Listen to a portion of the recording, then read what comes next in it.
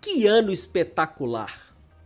Que ano espetacular o América viveu no ano passado. Já dá para falar que é o ano passado, hoje é o primeiro dia de 2022, então já dá para falar que 2021 foi sim um dos anos mais especiais da história do América, se não tiver sido o ano mais especial da história do América. O ano mais relevante da história do América.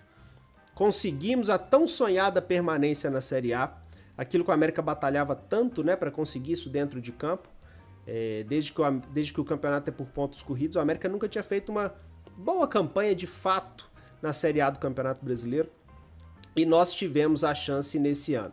Era a faca e o queijo na mão, cheguei a falar isso antes do campeonato começar. Fizemos contratações lá no início bem questionáveis, né? O América montou um grupo de trabalho ali, um elenco para a Série A, muito aquém do que era necessário. E aí a gente ficou com o pé atrás. O início do campeonato foi terrível nas mãos do Lisca, não por causa do Lisca em si, mas nada estava dando certo ali naqueles 5 primeiros jogos. Jogadores que terminaram o ano muito bem, como Juninho, como Alê, naquele inicinho ali não jogavam absolutamente nada. O time não se encontrava, o time que depois que perdeu o Campeonato Mineiro se perdeu ali, né? Nada funcionava. E nós, americanos, que já vivemos várias decepções em Série A de Campeonato Brasileiro, vendo aquele início ali, era muito difícil acreditar.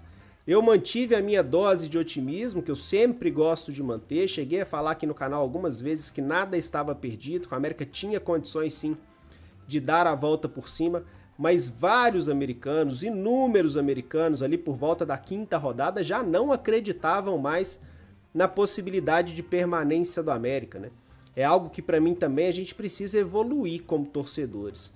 Nós americanos, eu sei que o passado acaba vindo à tona, né, quando acontece um início de campeonato tão ruim, mas a gente precisa acreditar um pouco mais, a gente precisa confiar um pouco mais que o América pode fazer boas campanhas, porque nos últimos 2 anos, pelo menos, tem sido fantástico.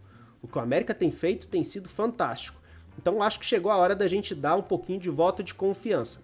Mas voltando ao ano de 2021, depois daquele início terrível ali, com Lisca de Campeonato Brasileiro. Não vou falar de Campeonato Mineiro não, tá, moçada?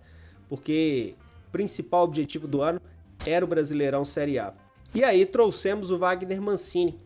Elogiei a contratação, achei que o América foi ousado ali. Wagner Mancini, que vinha aí já de treinar algumas equipes grandes do futebol brasileiro há bem pouco tempo, né? Corinthians, São Paulo. E aí veio pro América ainda numa boa fase da carreira, depois de fazer um bom trabalho também no Atlético Goianiense. Veio pro América e eu achei sim o passo ousado. Eu gostei daquilo, mas confesso que não achava que ia dar tão certo assim. Wagner Mancini conseguiu com poucos jogos dar um padrão para esse time. Encontrou ali um Lucas Cal como volante que acabou funcionando bem demais. Naquelas primeiras partidas com o Wagner Mancini, logo depois que o Wagner Mancini fez aquela mudança de colocar o Lucas Cal como volante, ele praticamente encontrou o time ali. Outra mudança também significativa do Wagner Mancini foi ter colocado o Ricardo Silva, que estava abandonado no nosso banco, estava deixado de lado, e primeiramente o Wagner Mancini colocou o Ricardo Silva para funcionar como um líbero, jogando com 3 zagueiros. Depois percebeu que o Ricardo Silva vivia uma boa fase novamente e aí ele acabou virando titular ao lado do Bauerman. E aí foi até o final do campeonato. Não teve mais para o Anderson, que de fato tecnicamente é pior que os dois. Então com o Wagner Mancini, vários méritos, principalmente defensivos, conseguiu encontrar uma dupla de zaga com o campeonato andando e conseguiu fazer de um zagueiro reserva um volante que jogou muito bem o restante do campeonato. Teve uma queda depois o Lucas Cal? Teve. Mas ele começou muito bem com o Wagner Mancini e também não comprometeu dali até o final do campeonato, não. Não conseguiu segurar a peteca, não conseguiu segurar as boas atuações que estava tendo lá no início, mas também não foi mal, não. Longe disso. O Lucas Cal fez um campeonato bem interessante. Tanto que foi renovado aí, fica em definitivo no América. É um dos assuntos da tarde de hoje, vou falar daqui a pouquinho. E aí o time pegou esse elevador ali com o Wagner Mancini, começou a jogar bem, os resultados no início não apareceram tanto, é normal, mas o time começou a jogar bem e logo depois engrenou também em termos de resultado. E aí, com a confiança de uma defesa que era bem mais sólida, que era bem mais interessante do que na equipe do Lisca, o nosso ataque teve condição de se arranjar um pouco mais. E aí apareceu a estrela do Ademir. Ademir que já tinha sido importante no ano passado, Ademir que tinha acabado de viver problemas ali em relação a fica, não fica, deixado de entrar em campo num ato de indisciplina imperdoável do Ademir, mas depois daquilo, com um profissionalismo absurdo, se entregou em todas as partidas do campeonato em prol do objetivo do América. Então Ademir em nenhum segundo, eu poucas vezes vi isso, não só no América, no futebol brasileiro como um todo. Normalmente quando o jogador é negociado aí, assina um pré-contrato, o ritmo cai, a intensidade cai. E o Ademir jogou do início ao fim com a mesma vontade. E ele, Ademir, foi peça importante do nosso ataque. Se lá na defesa o Wagner Mancini conseguiu organizar as coisas, colocando o Lucas Cal como volante e o Ricardo Silva como um zagueiro titular, lá no ataque quem sobrou foi Ademir. Depois, ao longo do campeonato, tivemos uma queda do nosso ataque, era muito dependente do Ademir, e aí chegou o Zarate numa contratação tecnicamente brilhante, fisicamente deixava ali suas interrogações, né, se o Zarate ia conseguir jogar ou não. Conseguiu, machucou-se depois, e aí depois da lesão voltou, mas não da mesma forma. Mas acho que o Zarate, nesse elenco, ele acabou sendo muito mais importante pelo peso da contratação, pela importância do nome Zarate, que trouxe aí muito de atenção em relação ao América, e aí distribuiu essa atenção dentro de campo, né? Além do Ademir, agora as defesas adversárias precisavam se preocupar também com o Zarate. E isso abriu espaço para os nossos outros atacantes também. Por mais que o Zarate não tenha voltado da lesão tão bem quanto estava antes, mas foi uma peça muito importante sim. E estamos falando aqui de quebrar barreiras.